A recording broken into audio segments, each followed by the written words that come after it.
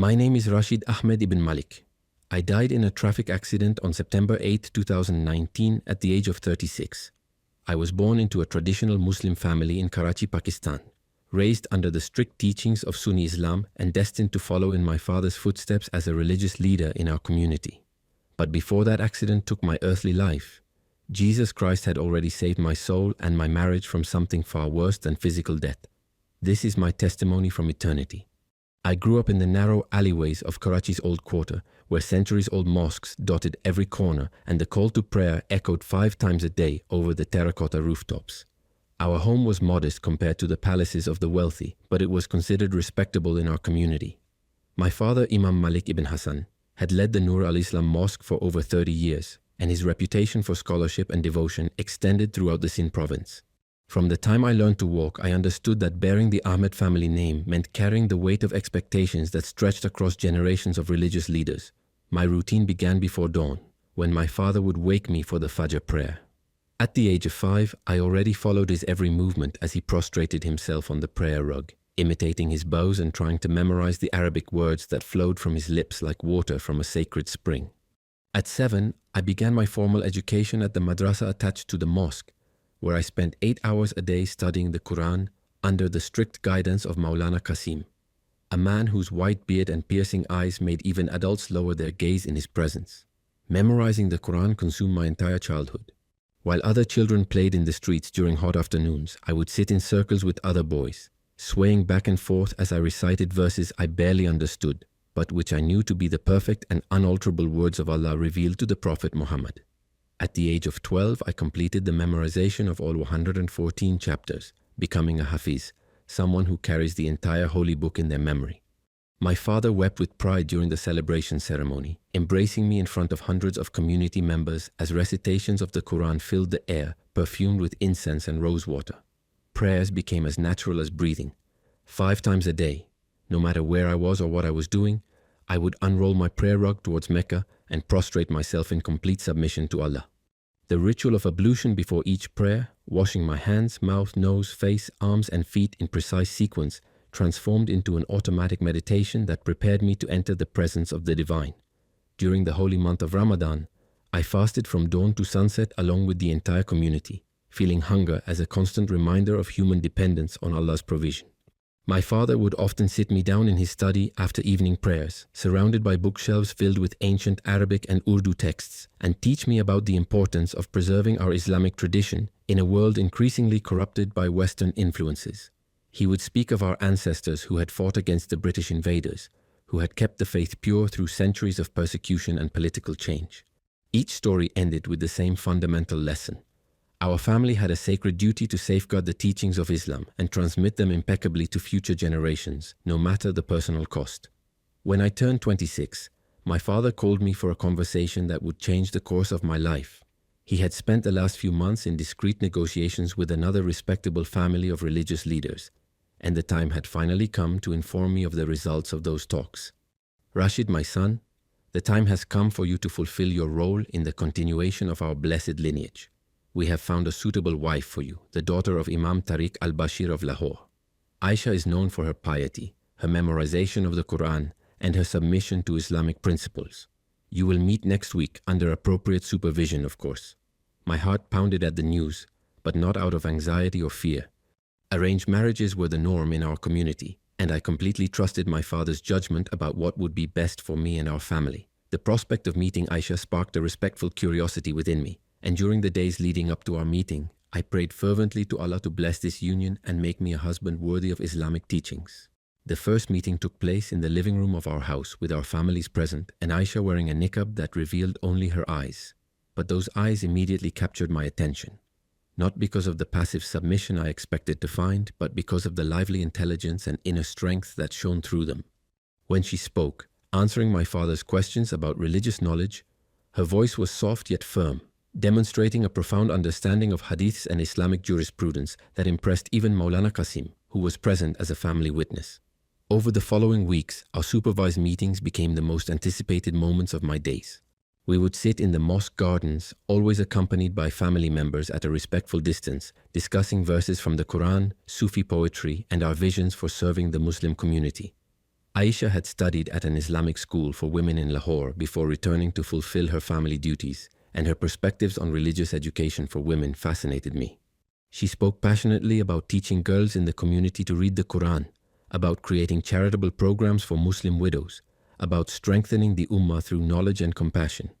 What surprised me deeply was discovering that despite the traditional arrangement of our marriage, genuine feelings of affection began to grow between us.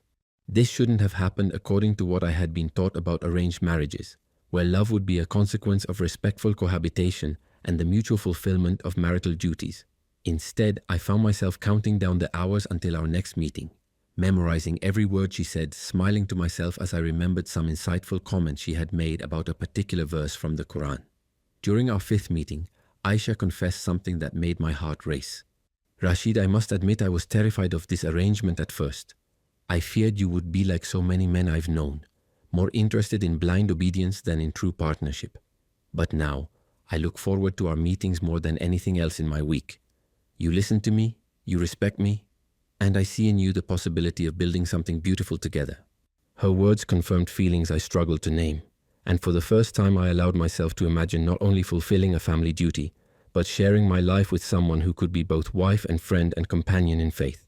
The engagement ceremony brought together more than 300 people at the Nur al-Islam Mosque, with recitations from the Quran echoing off the blue-tiled walls while incense perfumed the air. Aisha was radiant in her traditional green and gold dress, wearing family jewels that had been passed down through 3 generations of al-Bashir women. When I placed the engagement ring on her finger, an emerald surrounded by small diamonds, she whispered in Arabic that she was beginning to believe that Allah had truly blessed our union. The happiness I felt at that moment was so complete that tears filled my eyes before hundreds of witnesses. Our wedding, celebrated 4 months later, surpassed even the engagement in magnificence within the modest confines of our community. The nikah ceremony took place in Karachi's main mosque, with over 500 guests including respected imams from all over Pakistan. I wore a white sherwani embroidered with silver thread, while Aisha was a vision in red and gold, wearing a traditional garara and jewelry that made her shine like a princess from ancient Persian tales. When the Qazi declared us husband and wife according to Islamic law, I felt such profound joy that I could barely contain the tears streaming down my face. The initial period of our marriage was the happiest of my life up to that point. We lived in a small apartment attached to my parents' house, but that space became our private sanctuary. Aisha revealed her playful side, which had been suppressed during our supervised courtship, laughing at my clumsy attempts to help in the kitchen, teaching me card games her grandmother had shown her, humming Sufi songs while preparing afternoon tea. We prayed together 5 times a day, read hadiths aloud before bed, and spent entire nights talking about our dreams of serving the Muslim community through educational and charitable projects. I would wake up every morning to find Aisha sleeping beside me and thank Allah for such a blessing. A beautiful, intelligent, and pious wife who had become my best friend, sufficient wealth through my family's position in the community, respect from the faithful who frequented our mosque, and a legacy of faith that stretched back centuries. If someone had told me back then what was to come, I would have considered it impossible that such happiness could turn into the approaching nightmare. But happiness built solely on tradition can be more fragile than it seems. 2 months after our wedding, my father called me to a meeting in his office where my uncles Ahmad, Hamza, and Yusuf were also waiting for me. The atmosphere was heavy in a way that immediately put me on edge, as family gatherings like this usually preceded discussions about serious matters involving the mosque or the community. My father gestured for me to sit in a chair facing them all, and the expression on their faces was a strange mixture of solemnity and determination that I couldn't immediately decipher. "Rashid, my son, you enjoyed your honeymoon long enough. Now the time has come for you to understand the true responsibilities that come with the privilege of leading a family like ours." My father's voice carried the weight of generations, the same tone he used when delivering sermons on life and death on Fridays at the mosque. Confusion gripped me as I tried to understand what responsibilities he was talking about, since I had taken on several tasks in the mosque's administration as he had instructed. My uncle Ahmad leaned forward, his grey beard framing a face marked by years of sun and study. "Nephew, this isn't about the mosque or about business. This is about family, about tradition, about maintaining the purity of our lineage that has been preserved through countless generations." The way he emphasized the word purity sent a shiver down my spine, reminding me of stories about ancient practices that I had always considered part of a distant past. My father placed both hands on the antique table that had belonged to my great-grandfather, the family signet ring catching the light from the lamp above our heads. For centuries, the Ahmed family had maintained its strength through absolute unity. Our ancestors understood that sharing resources, sharing responsibilities, and yes, sharing wives, creates unbreakable bonds between brothers and cousins. Your marriage to Aisha isn't just about your personal happiness, Rashid. It's about strengthening the foundations of this family. The words hit me like physical punches, stealing the air from my lungs. Sharing wives. I couldn't be hearing correctly. There must be some terrible misunderstanding. What are you saying? I asked, my voice sounding strange and distant, as if it belonged to someone else. My uncle Yusuf, the youngest of my father's brothers, answered with the same nonchalance as someone discussing the weather. We're saying that Aisha will fulfill her duties to the entire Ahmed family.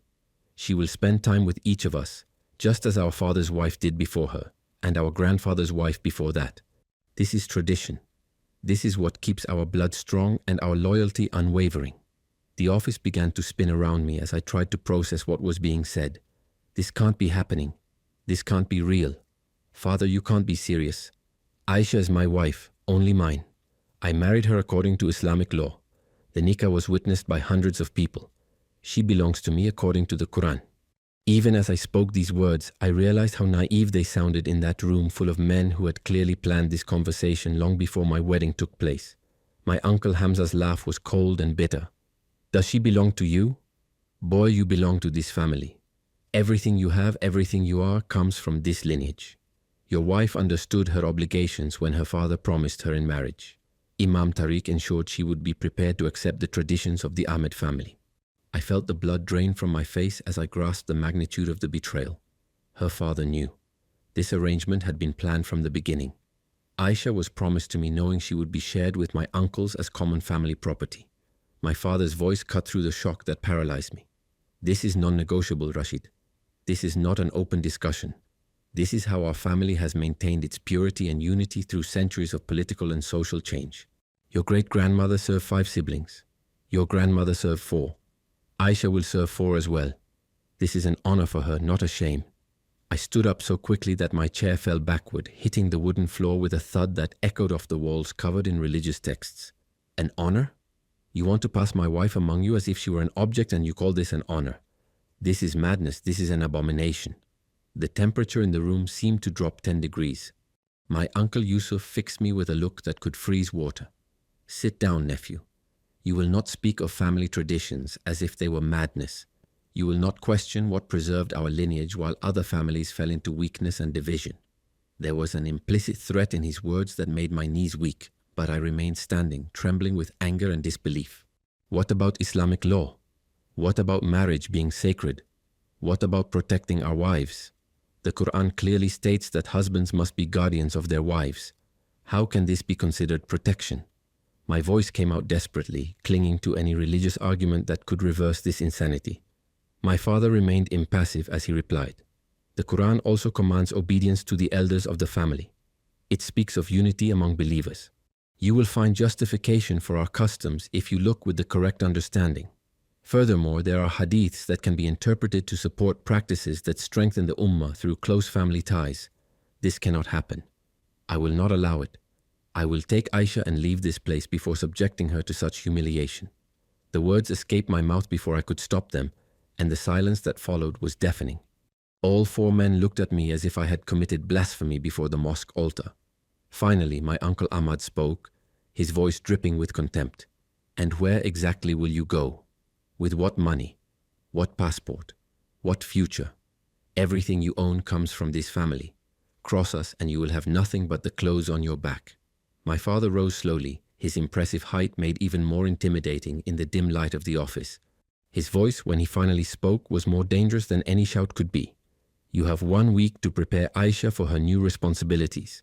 Your uncle Ahmad will be the first, as he is the eldest among us. You will explain to her that this is our family's way and that she must submit as countless women have submitted before her. This conversation is over. Now go out and reflect on the privilege of belonging to such an honored lineage. The walk back to our apartment felt like traversing a frozen hell. Each step echoed off the stone walls, mocking the naivete that had made me believe my marriage would be different, that my happiness with Aisha would be allowed without a terrible price. How could I return to her confident smile and shatter her world? How could I look into those intelligent, loving eyes and explain that she would be forced to submit to men old enough to be her father? I found Aisha in our small living room, reading a book of Sufi poetry, her face illuminated by the soft afternoon light streaming through the window. When she looked up and saw my expression, her smile vanished instantly, replaced by concern. "Rashid, what happened? What's wrong?" She put the book down and came to me with the grace that had first captured my heart. I took her hands, feeling how small and delicate they were, thinking of my Uncle Ahmad's calloused hands touching her skin. "Aisha, we need to talk. There's something about my family, about our traditions that you need to know." My voice came out hoarse, laden with an agony I couldn't hide. I saw fear replace the worry in her eyes as she realized the gravity of what was to come. "Tell me," she whispered, though I could see she already dreaded what I was about to reveal. When I finished explaining, the silence stretched between us like an abyss.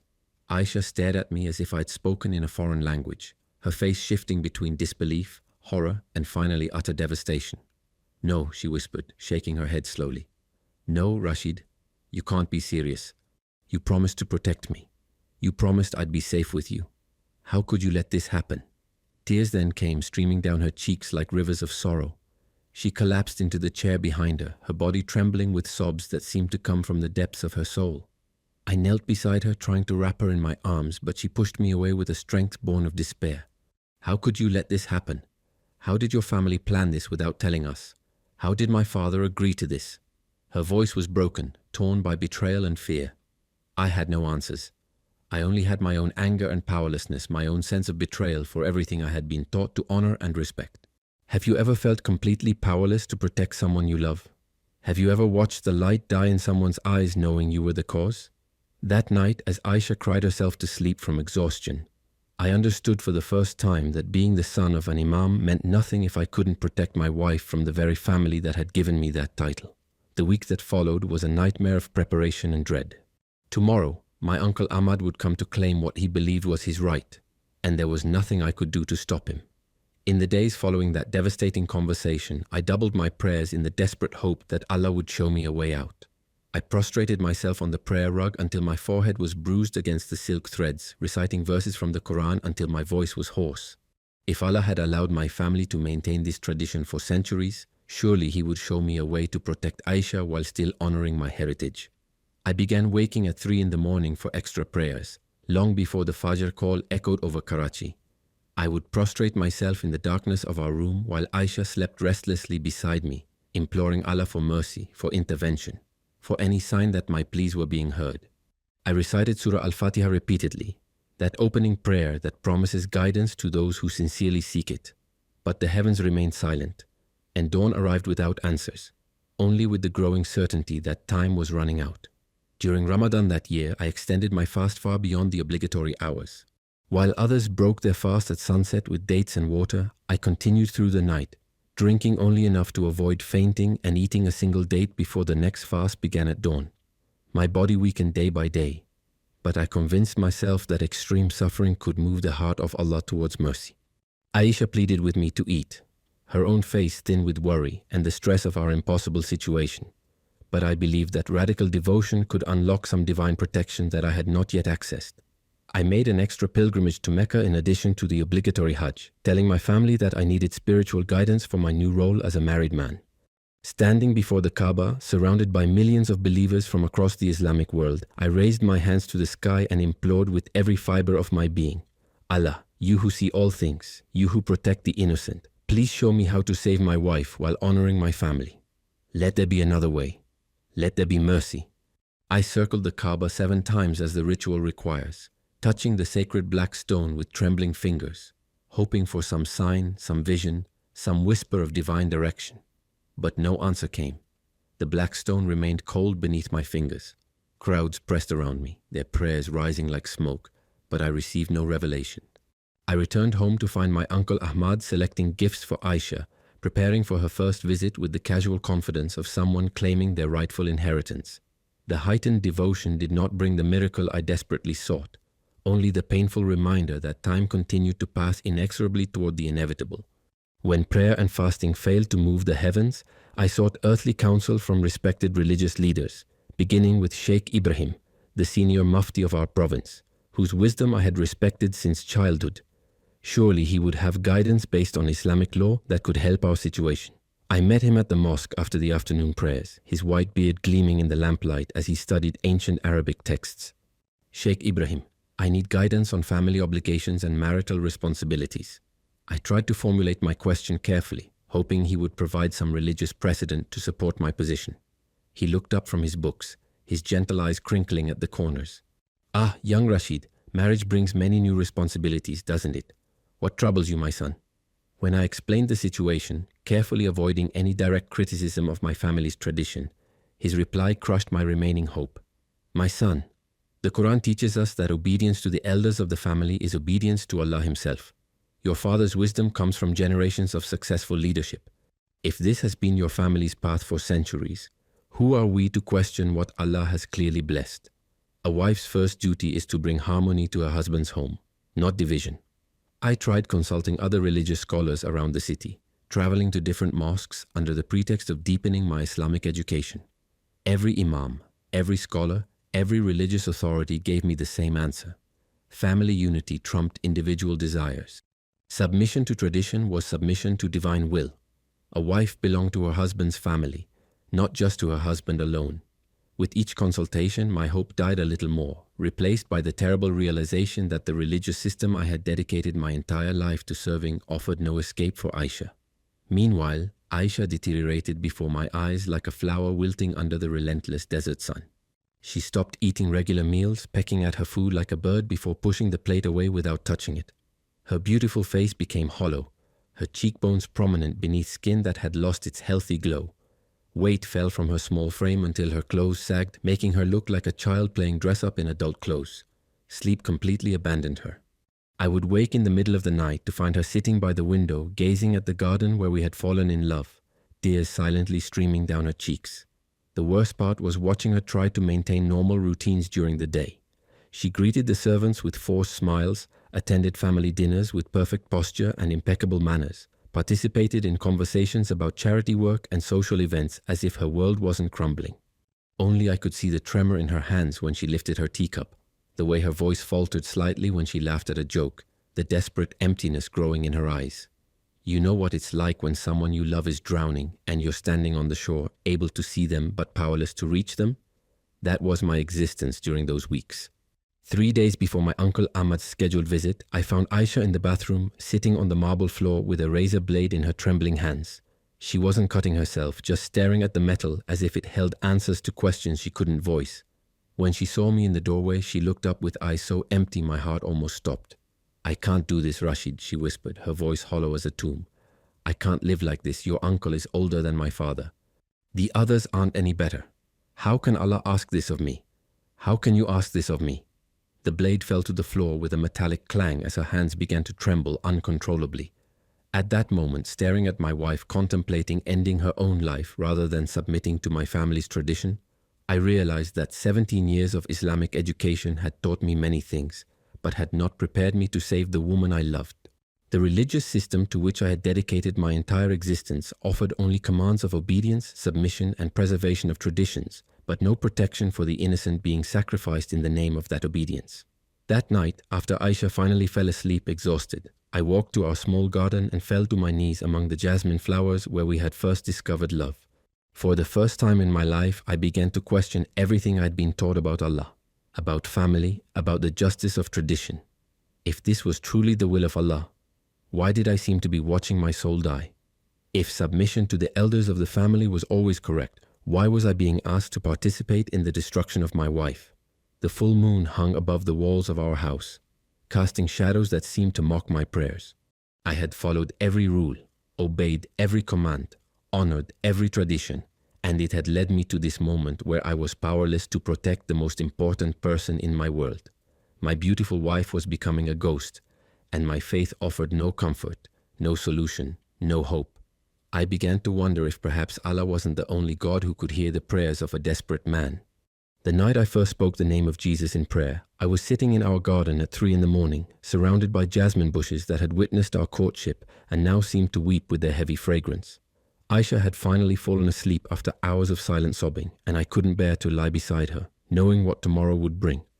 My uncle Ahmad would arrive after the midday prayers to claim what he believed to be his right, and I had exhausted every avenue within Islam to stop him. I knelt on the cold stone path between the fountain and the rose garden, my face turned toward the starry sky above Karachi. For 28 years, I directed every prayer toward Mecca, toward Allah, following the precise rituals taught to me since childhood. But that night, desperate beyond measure, I spoke in the darkness without direction, without protocol, without certainty of who might be listening. Allah, I began. But the familiar words sounded empty in my mouth. I had pleaded with Allah for weeks without answer, without relief, without even the slightest sign that my prayers had been heard. So I continued with words that would have horrified my family, words that seemed both blasphemous and hopeful at the same time.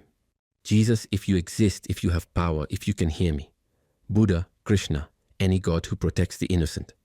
I don't know who you are, but someone needs to be able to help us. My voice trembled as I uttered names I had never spoken in prayer, aware that I was crossing a line that my Islamic upbringing had established as insurmountable. But despair is a powerful teacher, and at that moment I was willing to call upon any divine force that could hear the cry of a broken man trying to protect his wife. The garden remained silent except for the gentle sound of water in the fountain and the rustling of palm leaves in the evening breeze. No lightning struck me for speaking forbidden names. No divine voice answered from the heavens. Yet something shifted in my chest as I uttered those words, a loosening of despair that I hadn't felt during weeks of traditional prayer. For the first time since this nightmare began, I had recognized that perhaps Allah was not the only source of divine intervention. Perhaps there were other paths, other doors I could knock on, other ears that might be more willing to hear the cry of a man trying to save his wife. The following morning, a phone call changed everything. Rashid ibn Malik, my name is Marcus Chen. I'm a Christian businessman from Singapore. I'm organizing an international textile trade conference in Dubai next week, and I'd like to invite you to participate. Your father mentioned that you're taking on more responsibilities in the family business. The voice on the other end of the line was professional and friendly, completely oblivious to the critical moment in which his call had arrived. Normally, such invitations would require weeks of planning and family consultation, but something about the timing seemed extraordinary, almost orchestrated by a force beyond coincidence. The conference would provide a legitimate reason to travel with Aisha, removing her from Karachi during the period when my uncle Ahmad hoped to begin his visits. When I took the invitation to my father expecting resistance, he surprised me by encouraging the trip. Business relationships are important, Rashid. Take Aisha with you. Let her see the wider world before settling into her responsibilities here. The way he phrased it sent shivers down my spine, but I recognized the opportunity for what it was. Whether by coincidence or divine intervention, we had been granted a temporary reprieve. Aisha's reaction to the news was the first genuine smile I'd seen from her in weeks. Her eyes, which had become hollow and lifeless, showed a spark of hope that made my heart ache with relief. Could we really get away, even if only for a few days?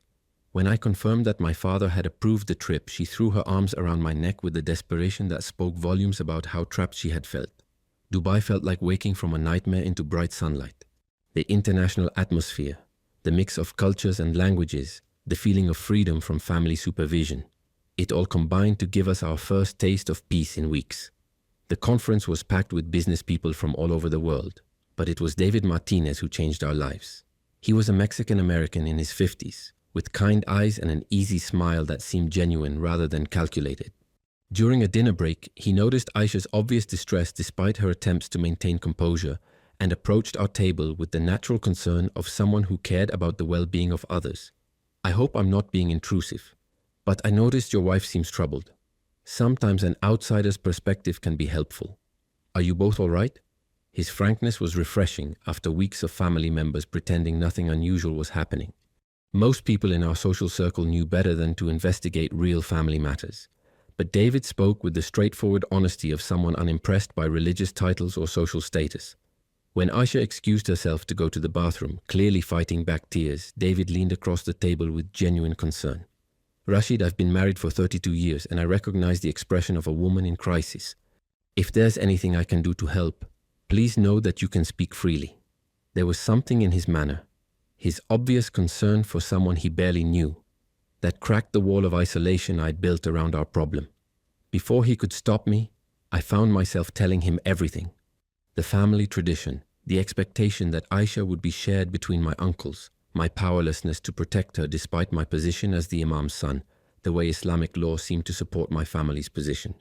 David listened without interruption, his expression growing more horrified with each detail I revealed. When I finished, David was silent for a long moment, and I feared I had shocked him to the point of muteness. Then he spoke words I will never forget. Rashid, what you are describing is not marriage. It is not honor. It is not the will of any loving God. In Christianity, we believe that Jesus came to protect the innocent, to stand against those who abuse power over the vulnerable. Marriage should be sacred, exclusive, protective. No true God would ask you to destroy the woman you love in the name of tradition. He continued talking about Jesus in a way I had never heard before. Not as a prophet as Islam taught, but as someone who specifically defended women, who challenged religious authorities when they used tradition to harm the innocent, who taught that love protects instead of exploiting. The Jesus David described sounded exactly like the kind of divine intervention I had been desperately seeking. That night, alone in our Dubai hotel room, while Aisha slept peacefully for the first time in weeks, I used the hotel's Wi-Fi to research Christianity in ways that would have been impossible under family supervision. I read Bible verses about marriage being between one man and one woman, about husbands being called to protect and cherish their wives, about Jesus defending women from those who would use religious law to harm them. Each page I read stood in stark contrast to what my family claimed was righteous tradition. I shared these findings with Aisha in hushed conversations as we walked along the beaches of Dubai, far from any possible surveillance. Her reaction was immediate and powerful. "This Jesus seems like the protector I prayed to," she said, tears streaming down her face. "Could it be that there is a God who truly wants to defend me instead of sacrificing me for family unity?"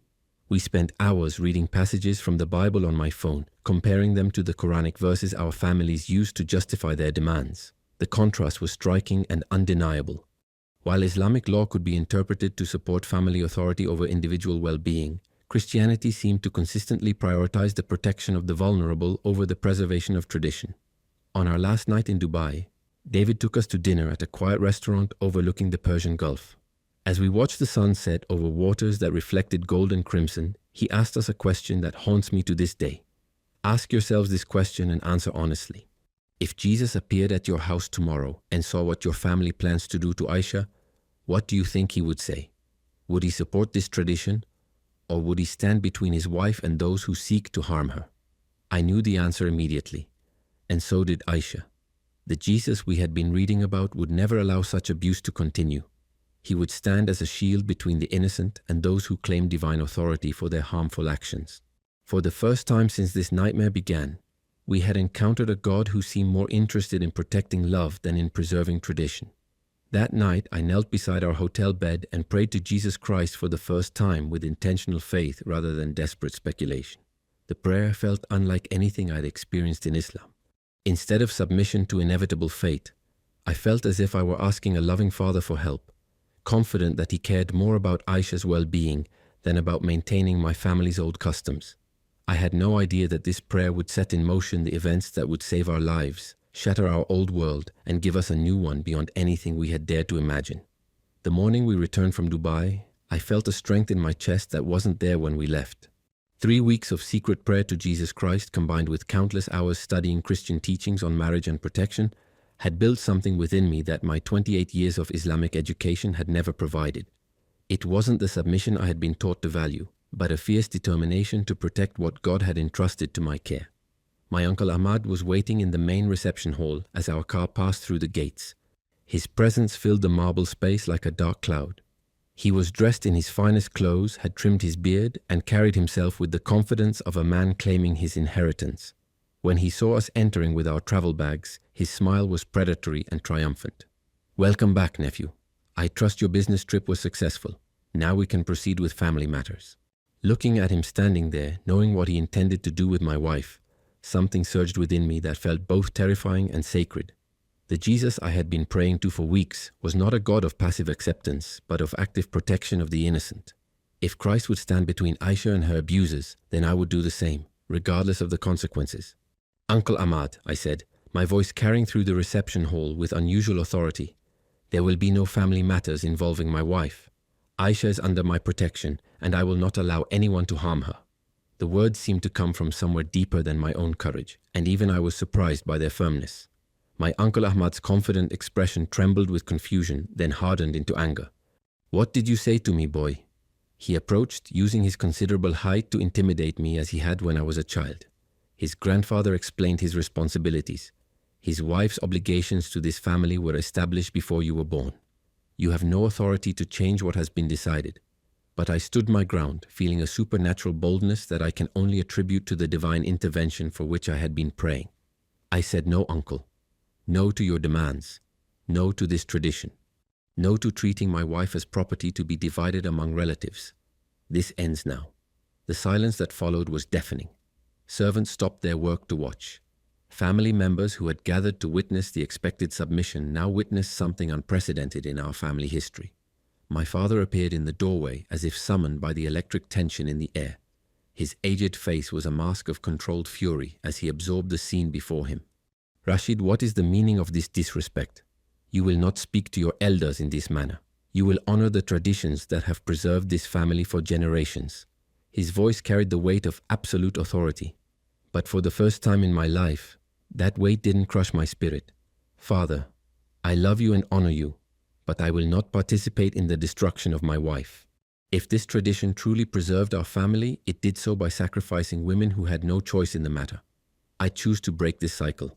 Aisha deserves protection, not exploitation."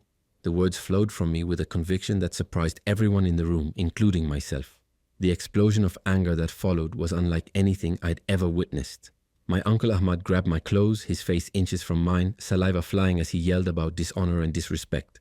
My Uncle Hamza appeared out of nowhere, shouting about ungrateful children and family loyalty.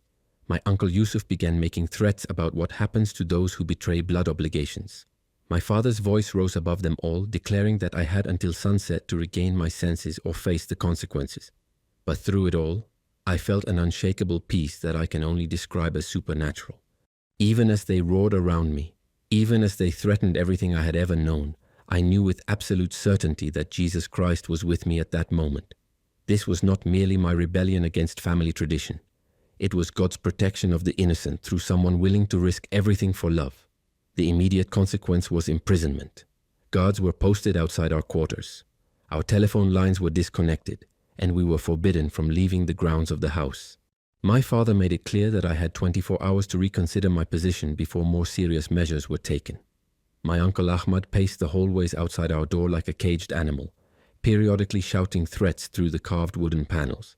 That night, as Aisha and I prayed together to Jesus Christ for the first time as a couple, she whispered words that confirmed everything I'd been feeling. "Rashid, I can see God's protection over us. I don't know how this will end, but I'm not afraid anymore. No matter what happens, we are no longer alone in this struggle." Her faith at that moment was stronger than mine, and I realized that Jesus had been answering her prayers as much as mine. The following morning came the final ultimatum. My father summoned me to his private office where he sat surrounded by legal documents and family advisors. "The choice is simple, Rashid. Submit to family authority and keep your inheritance, your status, your future, or continue this foolish rebellion and lose everything that makes you who you are. You have until afternoon prayers to decide." What he was offering was not just disinheritance, but complete exile. No access to family wealth, no protection of the religious name, no connection or influence in Pakistani society. We would be cut off from everything that had defined our existence, left to survive in a world where we had no skills, resources, or safety net. By any rational measure, it was an impossible choice. But that afternoon, as I knelt in our quarters praying to Jesus, David Martinez somehow called our private line. "I've been thinking constantly about your situation," he said, his voice carrying across the distance of Dubai. "If you decide to leave everything behind for the sake of protecting your wife, my church community and I will help you start over. You won't be alone." It was as if God himself was providing the answer to my father's ultimatum. When the afternoon prayers ended and my father summoned me for my final answer, I walked to his office with Aisha at my side, her hand in mine, both of us simply dressed and carrying only small bags of essentials. We had spent the day converting hidden jewels into cash, bribing loyal servants to help us, and coordinating our escape with David. "Father," I said, "I respect you and love this family, but I will not sacrifice my wife's dignity for tradition. Aisha and I are leaving tonight. We have chosen love over wealth, protection over power, Jesus Christ over family pressure. You can keep your inheritance and your traditions. We will build something new based on God's true design for marriage." His face turned white, then purple with rage. But I was already walking toward the door with my wife. Guards moved to block our path, but something extraordinary happened. Several servants who had watched our love story unfold over the months created distractions throughout the house. Fires that needed attention, urgent messages that demanded answers, sudden emergencies that took security off our route. It was as if God was orchestrating our escape through people who recognized justice when they saw it. We slipped through the servants' entrance during the confusion, where a loyal driver was waiting with a car that took us to a private airstrip outside Karachi. David had arranged everything, including documents and safe passage to a country where we could claim religious asylum. As our plane took off from Pakistani soil, Aisha squeezed my hand and whispered a prayer of thanks to Jesus Christ for our deliverance. We had lost a kingdom, but we had gained our souls. We had chosen love over tradition, protection over power, and discovered that sometimes the greatest victory requires the greatest sacrifice. Behind us lay everything we had ever known. Ahead lay uncertainty, but also the promise of a God who protects those who trust in Him. We became fugitives in the service of love, and it was the righteous choice we ever made. The plane that took us away from Pakistan landed in a country where church bells rang freely and women walked fearlessly through the streets. David Martinez met us at the airport with tears in his eyes and a small group of Christians who had been praying for our safe arrival. As we disembarked from that plane into a world where no one knew our religious titles or cared about our family's ancient traditions, I felt lighter than I had felt in months, as if invisible chains had finally fallen from my soul. Our first weeks of freedom were spent in a small apartment above David's church, surrounded by believers who treated us not as converted foreign royalty, but as beloved brothers and sisters in need of healing. The contrast between this community and the life we had left behind was striking. Here, marriage was celebrated as a sacred bond between a man and a woman. Here, protecting wives was considered a husband's highest honor, not an obstacle to family unity. Here, Jesus Christ was not merely a prophet to be acknowledged, but a living Savior who actively intervened in the lives of those who called upon His name.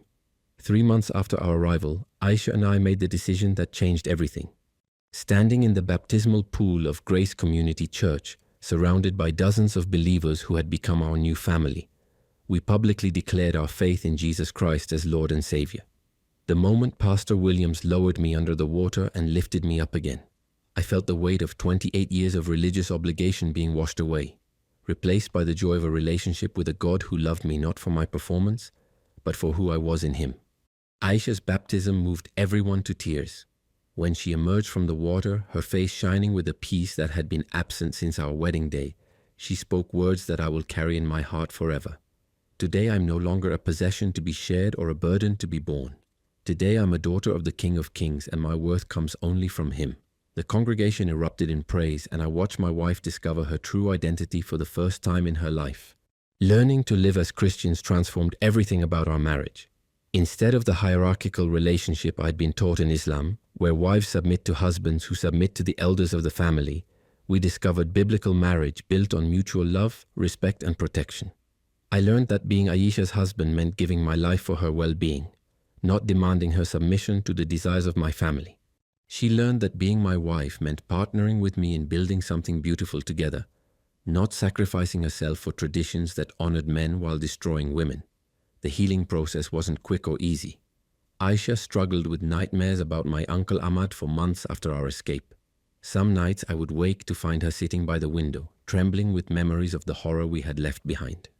But slowly, through prayer, through counseling with Pastor Williams and his wife, through the love of our church family, the trauma began to lose its hold on our lives. Jesus Christ proved to be not only our Savior but our healer, mending wounds inflicted by Islamic law and worsened by human tradition. We rebuilt our marriage from the ground up, this time on biblical principles that honored us both as bearers of God's image. Instead of Aisha serving the needs of my family, we served each other and served God together. Instead of tradition dictating our choices, we sought Christ's will through prayer and scripture study. Instead of fearing family authority, we found security in divine love that no human power could threaten or destroy. Our simple life bore no resemblance to the status we had known in Pakistan, but it overflowed with the richness that only Christ can provide. David helped me find work at an international trading company, while Aisha used her education to teach English to refugee children. We lived in a 2-bedroom apartment with second-hand furniture and cooked our own meals on a tiny stove. Yet each night felt like a celebration compared to the fear-filled nights we had endured in our old home. The church community embraced us completely, never treating us as exotic converts or former royalty, but as beloved family members who had paid a high price to follow Jesus. They taught us how to study the Bible, how to pray with confidence instead of desperate pleading, how to recognize God's voice in our daily decisions. Under their loving guidance, we grew from desperate refugees into mature believers who could encourage others facing persecution for their faith. News of our story spread through Christian networks that helped persecuted believers around the world. Soon we found ourselves counseling other Muslim converts who had faced family rejection, other wives who had escaped abusive religious traditions, other couples who had chosen love above cultural expectations. God transformed our pain into a ministry that brought hope to hundreds of people trapped in situations similar to what we had endured. Aisha blossomed like a desert flower after the rain. The confident and intelligent woman I'd fallen in love with during our engagement returned, but now strengthened by the knowledge that her worth came from Christ rather than family approval or social status. She started a support group for women who had escaped religious oppression, sharing her testimony with a courage that inspired all who listened. Watching her help other women discover their worth in Christ became one of my greatest joys. 5 years after our elopement, we renewed our marriage vows in a ceremony that reflected our newfound understanding of marriage. This time, instead of hundreds of diplomatic guests and political obligations, we were surrounded by spiritual family who loved Jesus and celebrated love. Pastor Williams conducted the ceremony under an oak tree in the church garden, with spring flowers blooming all around us and children from our Sunday school scattering rose petals. When I vowed to love, honor, and protect Aisha until death do us part, I meant every word with a depth my first marriage vows had never possessed. Our life was simple yet abundant, peaceful yet purposeful. We had traded houses for apartments, servants for church family, religious titles for identity in Christ. The exchange was so overwhelmingly in our favor that I often marveled at my former blindness. How could I have thought that wealth and status mattered more than love and faith? How could I have valued family tradition more than my wife's dignity? How could I have served Allah for decades without discovering the personal and protective love that Jesus freely offered? The car accident that ended my earthly life happened on September 8, 2019, during what should have been a routine drive home from our Wednesday night Bible study. A drunk driver ran a red light and struck our car at an intersection just 3 blocks from our apartment. In the moments before the impact, I remember feeling no fear, only perfect peace.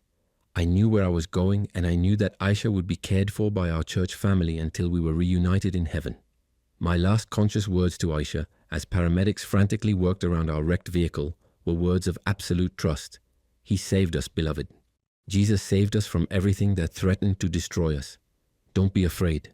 I'm going home to prepare a place for you. Her tears fell on my face as my vision darkened, but they were tears of sorrow mixed with hope, grief tempered by faith in reunion. Look into your own heart right now and ask yourself this question. What chains is Jesus asking you to break? What traditions is he calling you to abandon for the sake of love? What family expectations is he inviting you to release in order to follow him? I traded a kingdom for a cross, wealth for faith, family approval for divine love, and it was the most profitable exchange any man could make. If Jesus Christ could save an Imam's son from the prison of religious tradition, he can save you from whatever holds you captive. If he could protect a terrified wife from abuse disguised as honor, he can protect you from those who use authority to harm the innocent. If he could give us new life after we have lost everything familiar, he can give you hope beyond your current circumstances. This is Rashid Ahmed ibn Malik speaking to you from eternity, and Jesus Christ is Lord of all. He is the protector of the innocent, the defender of love, the breaker of chains that bind the human heart. Trust him with your life and discover that losing everything for him means gaining everything that truly matters.